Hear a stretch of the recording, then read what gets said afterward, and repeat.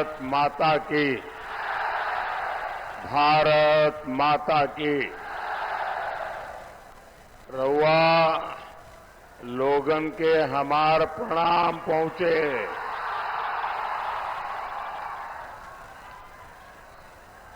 चंपारण की ये धरती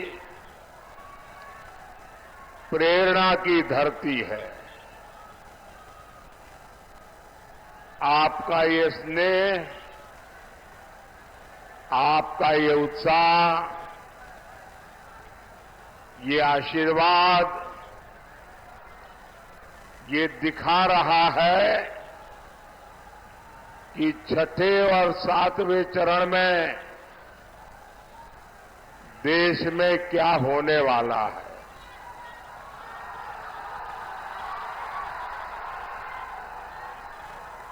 अभी कल ही पहले 5 चरण का चुनाव पूरा हुआ है। पहले चरण में इंडी गठबंधन पस्त हो गया था। इसके बाद के चरणों में इंडी गठबंधन ध्वस्त हुआ और अब कल जो 5वां चरण हुआ, इंडी गठबंधन पूरी तरह परास्त हो चुका है।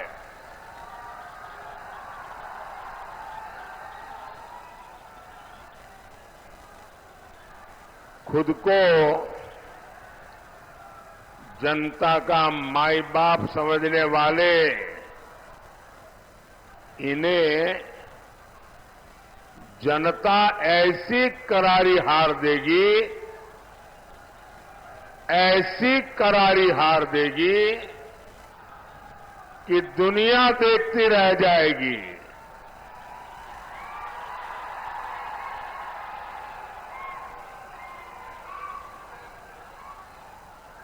साथियों,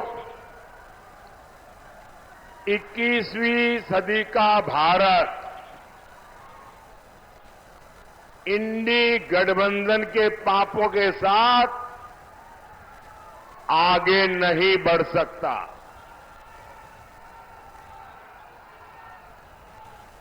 और इसलिए हर चुनाव में कांग्रेस, आरजेडी जैसे दलों पर जनता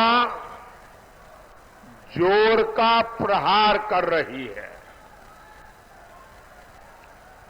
4 जून को इंडी वालों के इरादों पर सबसे बड़ा प्रहार होगा। ये प्रहार होगा देश में भ्रष्टाचार पर, ये प्रहार होगा तुष्टीकरण की राजनीति पर, ये प्रहार होगा टुकड़े टुकड़े गैंग पर, ये प्रहार होगा समाज को लड़ाने वाली गंदी सोच पर, ये प्रहार होगा सनातन को गाली देने वाली विकृत मानसिकता पर, ये प्रहार होगा अपराधी माफिया जंगल राज पर, ये प्रहार होगा महिला विरोधी मानसिकता पर। साथियों, यहां चंपारण में पूज्य बापू ने सत्याग्रह और स्वच्छाग्रह का प्रयोग किया था। आजादी के बाद इसी से प्रेरणा लेकर कांग्रेस को देश में सफाई के लिए आंदोलन करना चाहिए था। पूज्य बापू की स्वच्छता की जो अपेक्षा थी, देश में स्वच्छता एक संस्कार बनाकर बापू को सबसे बड़ी श्रद्धांजलि देने का उन लोगों को अवसर मिला था। लेकिन उन्होंने सत्ता में आने के पहले दिन ही बापू को पूरी तरह छोड़ दिया, बापू के विचारों को छोड़ दिया, बापू के आचारों को छोड़ दिया, बापू के आदर्शों को छोड़ दिया। और उन्होंने क्या किया? उन्होंने अपना सारा ध्यान सिर्फ और सिर्फ एक परिवार को आगे बढ़ाने पर जोर लगा दिया। कांग्रेस और उसके साथियों ने मिलकर देश के 60 साल बर्बाद कर दिए। 3-3, 4-4 पीढ़ियों का जीवन तबाह कर दिया। आजादी के 60-70 साल बाद जब आपने एक गरीब मां के बेटे को आपकी सेवा करने का अवसर दिया,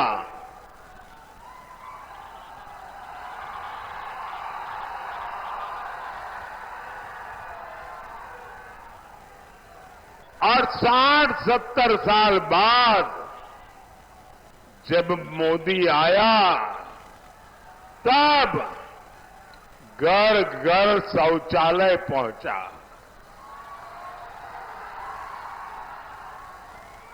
मैं गरीब मां का बेटा हूं, इसलिए मुझे पता है कि हमारे देश की महिलाओं को शौचालय जैसी सुविधा न होने से कैसे दिन काटना पड़ता था। या तो सुबह सूर्योदय के पहले जाओ, या तो सूरज ढलने तक इंतजार करो। और इसके कारण मेरी माताओं बहनों के शरीर के स्वास्थ्य पर बहुत ही गंभीर परिणाम होते थे। लेकिन उनको शौचालय की जरूरत गरीब को क्यों है, शौचालय की जरूरत मेरी मां बहन को क्यों है, इसकी समझ तक नहीं थी भाइयों। आजादी के 60-70 बाद जब मोदी आया तो हर घर में बिजली पहुंची।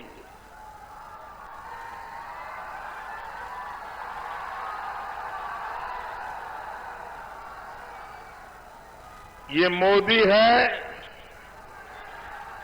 जिसने हर घर में गैस पहुंचाने का बीड़ा उठाया।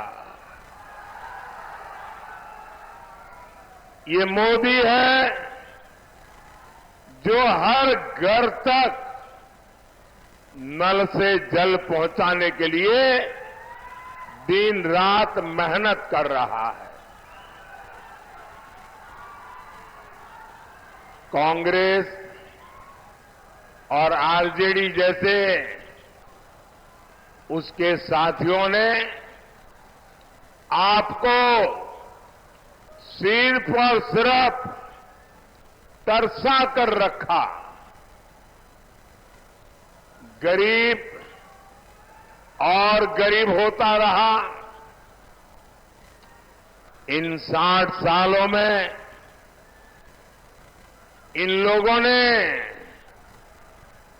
बड़े बड़े महल बना लिए।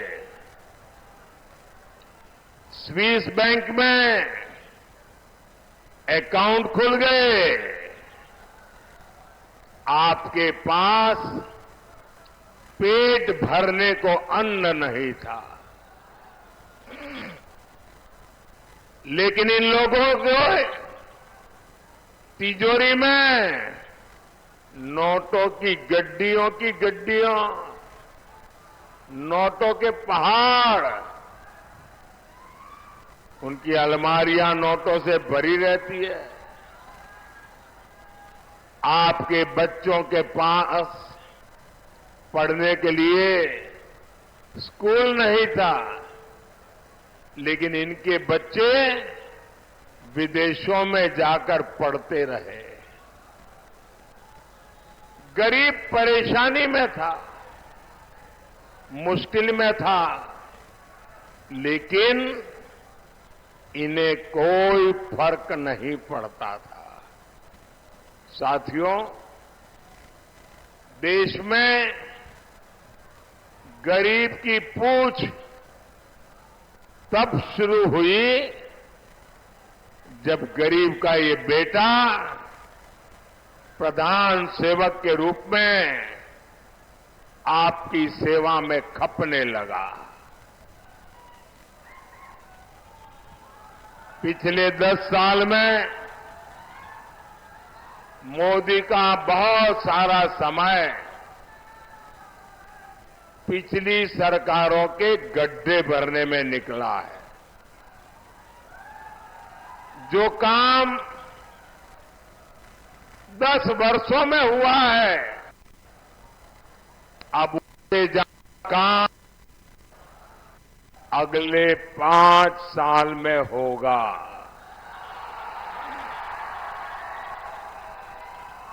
और ये मोदी की गारंटी है।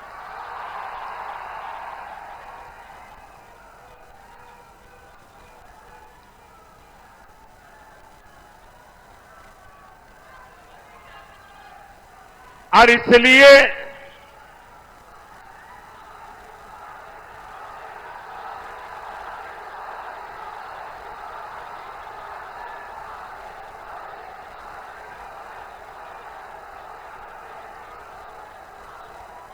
इसलिए साथियों, मुझे केंद्र में एक बहुत मजबूत सरकार चाहिए।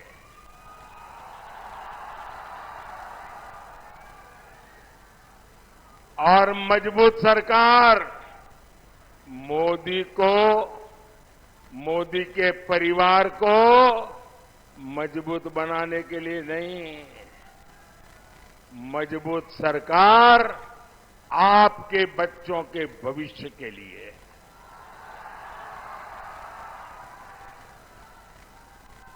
मजबूत सरकार आपके सपनों को पूरा करने के लिए।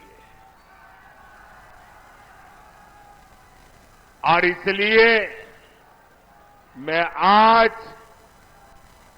पूज्य बापू की जन्मभूमि गुजरात से, पूज्य बापू की कर्मभूमि में आपसे आशीर्वाद मांगने आया हूं।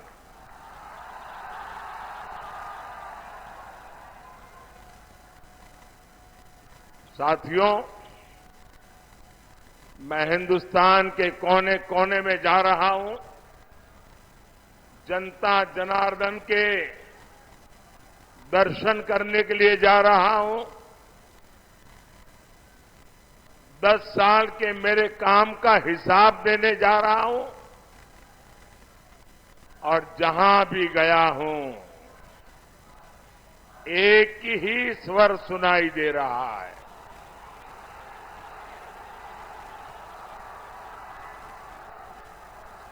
एक ही मंत्र सुनाई दे रहा है। एक ही गूंज सुनाई दे रही है। फिर एक बार, फिर एक बार, फिर एक बार, अब की बार अब की बार 4 जून,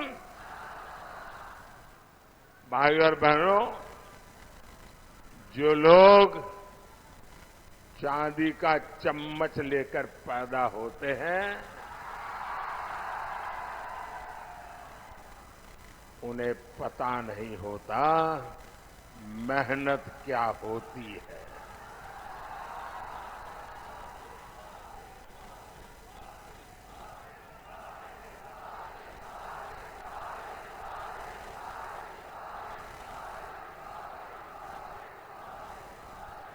मैंने सुना है कि यहां कोई घूम घूम कर कह रहा है कि 4 जून के बाद मोदी को बेड रेस्ट होगा।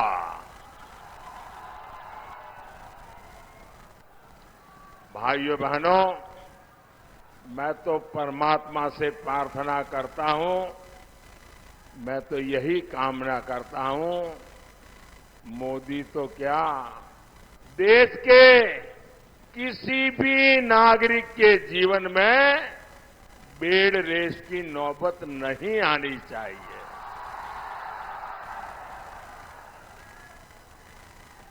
देश का हर नागरिक ऊर्जा से भरा हुआ हो, उत्सव भरी जिंदगी जीता हो, लेकिन जंगल राज के वारिस से और अपेक्षा भी क्या की जा सकती है। और ये सब ऐसे ही है। आपने देखा होगा कांग्रेस वाले क्या कहते हैं, मोदी तेरी कब्र खोदेगी, मोदी तेरी कब्र खोदेगी। इनका एक काउंटर पार्ट है उत्तर प्रदेश में, और उत्तर प्रदेश का शहजादा क्या कहता है, अब मोदी के आखिरी दिन बनारस में है, इसलिए उन्होंने बनारस में अंतिम गृह की व्यवस्था की है। साथियों, इस चुनाव में इन लोगों के पास मोदी को गाली देने के सिवाय कोई मुद्दा नहीं है। कोई कह रहा है कि मोदी की कब्र खो देंगे, कोई कह रहा है मोदी को गाड़ देंगे। कांग्रेस के शहजादे मोदी की आंखों में आंसू देखना चाहते हैं। अरे इंडी वालों,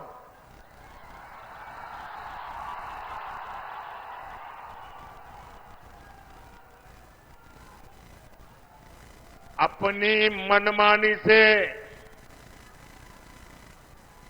आपकी इच्छा से अब देश नहीं चलता। इंडी वालों की आंखों में भले ही मोदी खटकता हो, लेकिन देश के लिए, देश के दिल में मोदी है। हर दिल में मोदी है, और हर दिल एक ही बात कह रहा है, फिर एक बार, फिर एक बार, फिर एक बार।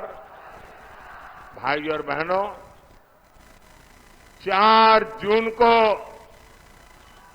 हार सामने देख इंडी गठबंधन वालों की बौखलाहट बढ़ती जा रही है। अब ये मोदी की योजनाओं पर सवाल उठा रहे हैं। मोदी गरीबों को मुफ्त राशन क्यों दे रहा है?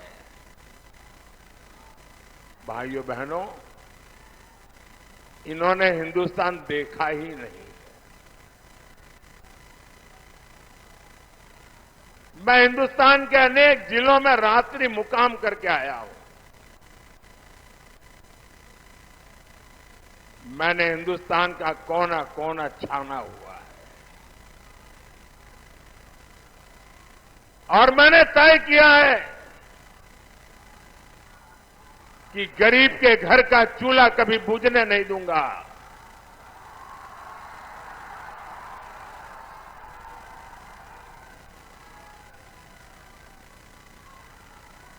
रात को जब बच्चे भूखे पेट सोते हैं तो उस मां पर क्या बीतती है, इसका मुझे पता है।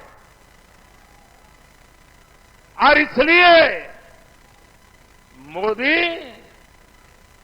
गरीब को मुफ्त राशन देता है, देता रहेगा।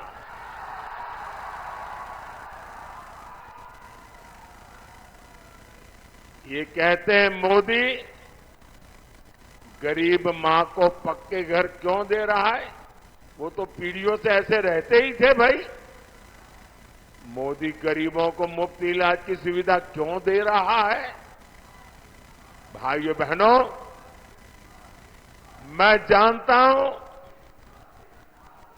गरीब के परिवार में, अरे मध्यम वर्ग के परिवार में जब कोई मां बहन बीमार हो जाती है तो परिवार के किसी को पता नहीं चलने देती कि उसे पीड़ा हो रही है, उसे दर्द हो रहा है।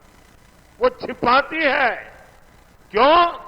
क्योंकि उसके मन में रहता है कि कहीं डॉक्टर के पास जाऊं और खर्चा बड़ा हो जाए और बच्चों पर कर्ज आ जाए तो मुझे ये नहीं करना है, मैं पीड़ा सह लूंगी, कुछ दिन में अपने आप ठीक हो जाएगा। और नहीं हुआ तो जिंदगी कितनी जीनी है। हमारे देश में माताएं बहनें बीमारी में दर्द सहती है, परिवार को भी बताती नहीं है। क्यों? क्योंकि कहीं बीमारी का खर्च बच्चों को कर्ज में डुबो न दे। मोदी हर मां की उस पीड़ा को जानता है। मोदी हर मां की उस भावना को समझता है और इसलिए मोदी ने तय किया कि अब मेरे देश की किसी मां बहन को दर्द छुपाने की जरूरत नहीं है। अस्पताल के बिल की चिंता मत करो मां, तुम्हारा एक बेटा दिल्ली में बैठा है।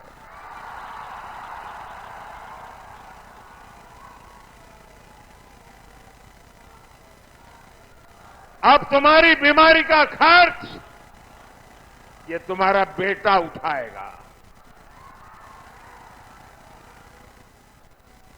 अरे भाई, मोदी तो गरीब की सेवा के लिए ही तो पैदा हुआ है। मोदी गरीब के लिए ही तो काम करेगा। भाई और बहनों, जम्मू कश्मीर से आर्टिकल 370 हटाना हो, राम मंदिर का निर्माण हो,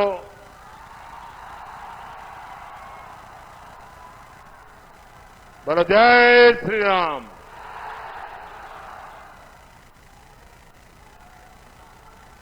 अब ये कैसे लोग हैं? प्रभु राम के लला का प्राण प्रतिष्ठा का कार्यक्रम, भव्य राम मंदिर का निर्माण, ये मंदिर वालों ने उनके घर जाकर के निमंत्रण दिया कि आप प्राण प्रतिष्ठा में आइए। उन्होंने निमंत्रण ठुकरा दिया। राम लला के प्राण प्रतिष्ठा का निमंत्रण ठुकरा दिया। ये ऐसे लोग हैं कि एक इंसान जिस पर अदालत ने चोरी करने के गुनाह में सजा की है, जो जेल काट रहा है, बीमारी के कारण घर आने का अवसर मिला है, उसके घर जाकर के बढ़िया बढ़िया खाना पका करके खाने की फुर्सत है, लेकिन रामलला के हाथ जाने की फुर्सत नहीं है।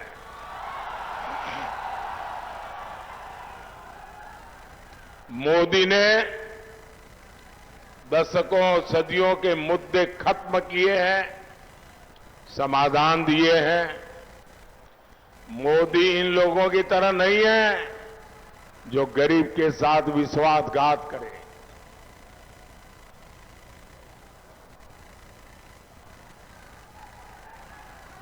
मैं तो जहां जाता हूं अपने काम का रिपोर्ट कार्ड देता हूं। मैं इंडी गठबंधन वालों से पूछता हूं, भैया बताओ, अरे तुम्हारा रिपोर्ट कार्ड क्या है? जो लोग नौकरी के बदले जमीन अपने नाम लिखवा ले, वो युवाओं के बारे में सोच सकते हैं क्या? वो युवाओं का भविष्य बना सकते हैं क्या? जिनके जंगल राज में सिर्फ बम बारूद और कट्टों का कारोबार फला फूला, जिनके जंगल राज में भूमाफियाई फले फूले, जिन्होंने बिहार को अपहरण और फिरौती की इंडस्ट्री दी, जो कभी बिहार बड़ा नहीं कर सकते। नीतीश जी ने जिस मेहनत से बिहार को उन स्थितियों से बाहर निकाला है, वो बहुत सराहनीय है। आज हमारे मित्र सुशील मोदी जी हमारे बीच नहीं है। इतिहास जब अवलोकन करेगा तो नीतीश जी और सुशील जी का नाम जंगल राज को समाप्त करने वालों में गिना जाएगा। साथियों, बिहार ने दशकों तक पलायन का दौर देखा है, लेकिन एनडीए सरकार के प्रयासों से अब पलायन रुक रहा है। बिहार के युवाओं को यहीं पर रोजगार के अवसर मिल रहे हैं। आप मुझे बताइए, चंपारण में केंद्रीय विश्वविद्यालय बना है, खेती के लिए रिसर्च सेंटर बना है, सरदार पटेल सहकारी प्रशिक्षण संस्थान बना है, सिलेंडर का प्लांट लगा है, इफको बाजार बने हैं। ये सब कुछ क्या आपने आप चल रहे हैं क्या? इनमें रोजगार नहीं मिला क्या? यहां इतना बड़ा डेयरी प्लांट बना है, इससे हजारों पशुपालकों, माता और बहनों की आय बढ़ी है। इसमें किसी को रोजगार नहीं मिला है क्या? ये जो पुल बन रहे हैं, हाईवे बन रहे हैं, रेलवे स्टेशन आधुनिक हो रहे हैं, ये बिना किसी को रोजगार दिए बन रहे हैं क्या? क्या जादुई चिराग से बनते हैं क्या? भाइयों बहनों, जंगलराज वालों ने आजकल आरक्षण का और संविधान पर दिन रात जोर जोर से झूठ बोलने का एक बड़ा अभियान चलाया है। सच्चाई ये है कि बाबा साहब आंबेडकर न होते तो नेहरू जी एससी एसटी को आरक्षण नहीं मिलने देते। उन्होंने तो मुख्यमंत्रियों को चिट्ठी लिख करके विरोध किया था, नेहरू जी ने। नेहरू जी से लेकर राजीव गांधी तक इस परिवार के जितने प्रधानमंत्री हुए, सबने ओबीसी आरक्षण का विरोध किया। कांग्रेस ने गरीब, एससी, एसटी, ओबीसी, महिला का हर किसी को धोखा दिया। इसलिए आज सिर्फ एक ही वोट बैंक उनके पास बचा है।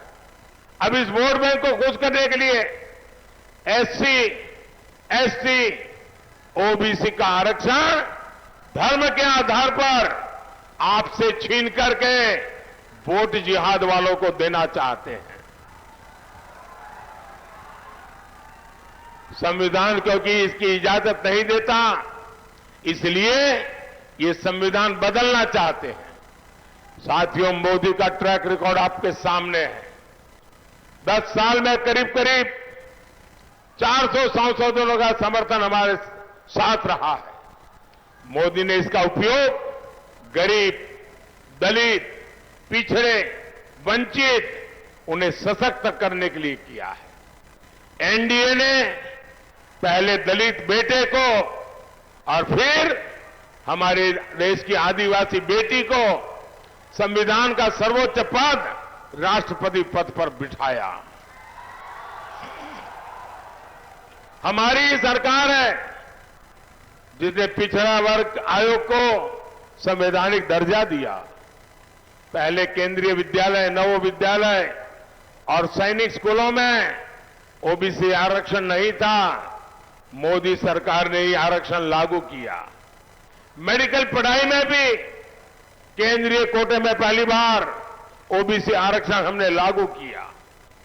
एससी, एसटी, ओबीसी का हित अगर कहीं सबसे ज्यादा सुरक्षित है तो बीजेपी में है, एनडीए में है। साथियों, सामाजिक न्याय की ऐसी हर गारंटी को पूरा करने के लिए आपको केंद्र में मोदी की मजबूत सरकार बनानी है। घर घर जाएंगे, घर घर जाएंगे, ज्यादा से ज्यादा मतदान कराएंगे, हर पोलिंग बूथ जीतेंगे।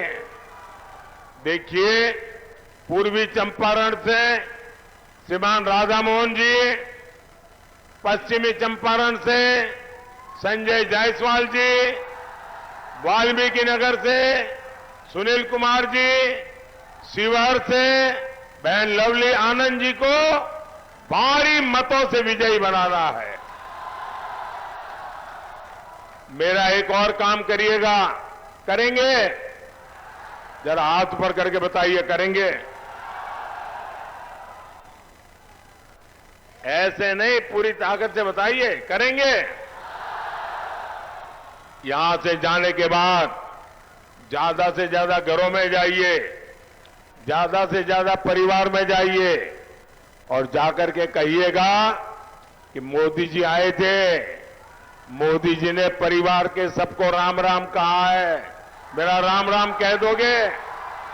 हर घर में मेरा राम राम पहुंचा दोगे? बोलिए भारत माता की, भारत माता की, भारत माता की। बहुत बहुत धन्यवाद।